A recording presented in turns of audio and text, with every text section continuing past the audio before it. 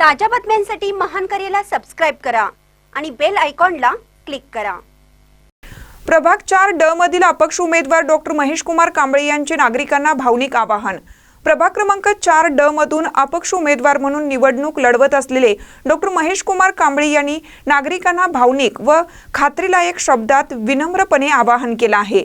प्रभागातील पाणी पुरवठा, कचरा व्यवस्थापन, रस्ते, मूलभूत नागरी सुविधा तसेच तळागाळातील नागरिकांच्या समस्या त्यांनी प्रत्यक्ष भेटी घेऊन जाणून घेतल्या असून त्या सर्व समस्यांचा सखोल अभ्यास करून एक सुस्पष्ट विकास आराखडा तयार करण्यात आला असल्याचे त्यांनी सांगितले। मी स्वतः सामान्य जनतेतून आलेला माणूस आहे, त्यामुळे सामान्य नागरिकांच्या गरजा, अपेक्षा आणि अडचणी मला चांगल्या प्रकारे समजतात। नगरसेवकांकडून लोकांना काय अपेक्षित आहे हे मी पूर्णपणे ओळखतो, असं डॉक्टर कांबळे म्हणाले। काही लोक सत्ता नसेल तर काम होत नाही असं म्हणतात, मात्र यावर उत्तर देताना डॉक्टर कांबळे म्हणाले, सत्ता असो वा नसो, नागरिकांच्या कामासाठी झगडायची तयारी आणि इच्छाशक्ती असेल तर काम नक्कीच करता येतं। बाबासाहेबांच्या विचारांवर चालत कुठल्याही सत्तेच्या दबावाशिवाय नागरिकांची कामे कशी करून घ्यायची हे मला चांगलं ठाऊक आहे। नागरिकांच्या समस्या कधीही प्रलंबित राहणार नाहीत याची त्यांनी वैयक्तिक जबाबदारी घेतली असून मी निवडून आलो किंवा नाही आलो तरी काम करण्याची वृत्ती माझ्यात आहे। पण तुम्ही मला निवडून दिल्यास 5 वर्ष मी तुमच्या घरातील एक सदस्य म्हणून तुमच्या प्रत्येक अडचणीत तुमच्या सोबत उभा राहीन, अशी ग्वाही त्यांनी दिली। प्रचाराचा आज शेवटचा दिवस असल्याने नागरिकांना विनम्र आवाहन करताना ते म्हणाले, मतदान करताना एकदा प्रामाणिकपणे विचार करा। चुकीचा निर्णय घेतल्यास 5 वर्ष त्याचे परिणाम सहन करावे लागतात, त्यामुळे मतदान यंत्रावरील बटन दाबताना विचारपूर्वक निर्णय घ्या आणि मला तुम्हा सर्वांची सेवा करण्याची एक संधी द्या। महानकरी न्यूजसाठी आदिमानी, मिरज। सांगली, मिरज, कुपवाड शहर महानगरपालिकेच्या सार्वत्रिक निवडणुकीमध्ये प्रचार आज शेवटचा दिवस असल्यामुळं प्रभाग 4 मधील सुज्ञ मतदार बंधू भगिनींना मी सर्वप्रथम नमस्कार करतो।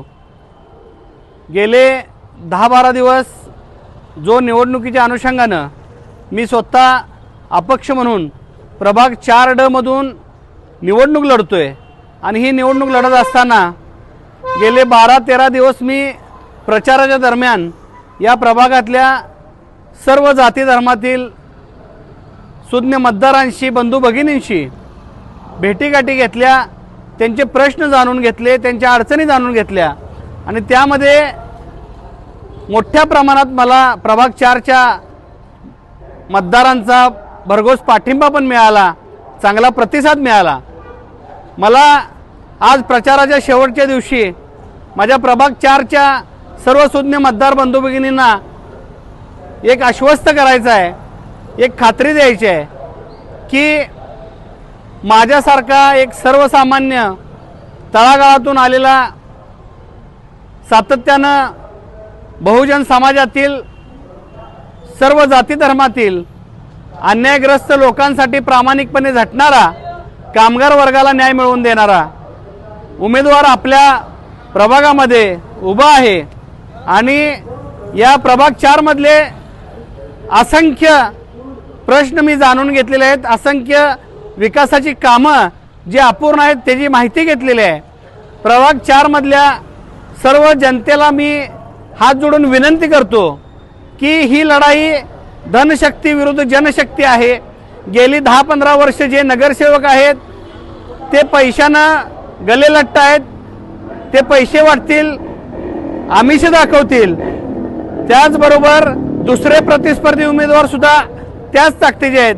पण प्रचाराच्या दरम्यान मला जो आपल्या प्रभाग 4च्या सर्व मतदार बंधू भगिनींनी जो प्रतिसाद दिला त्यावरनं मला एक विश्वास वाटतोय की निश्चितपणानं उद्या परवा दिवशी 15 तारखेला जे मतदार होणार आहे त्या मतदानामध्ये आपला आशीर्वाद रूपी मत मला मोठ्या प्रमाणात मिळेल आणि 16 तारखेला निश्चित या प्रभाग 4 ड च्या माझ्या विजयाच्या अनुषंगानं आपण मोठं परिवर्तन घडवाल अशी मी अपेक्षा व्यक्त करतो।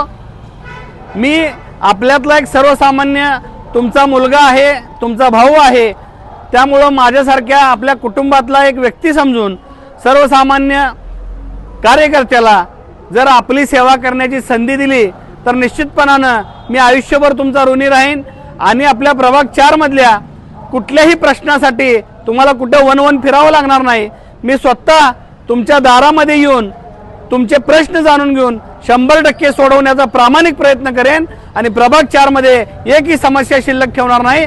तेव्हा पुन्हा एकदा मी हात जोडून सर्वांना विनंती करतो की मला आपण या प्रभाग 4 मध्ये निवडणूक लढवत असताना माझं चिन्ह लिफाफा म्हणजे बंद पाकिट आहे ते 2 नंबरला आहे आणि ड गटामध्ये 2 नंबरला लिफाफा या चिन्हासमोरील बटन दाबून मला आपण विजयी करावं असं मी पुन्हा तुम्हाला हात जोडून विनंती करतो आणि तुमची सेवा करण्याची मला संधी मिळाल्यानंतर तुम्हाला कधीही पश्चातापाची वेळ येऊ देणार नाही अशा पद्धतीची खात्री देतो थांबतो. जय भीम, जय शिवराय, जय जिजाऊ, जय महाराष्ट्र.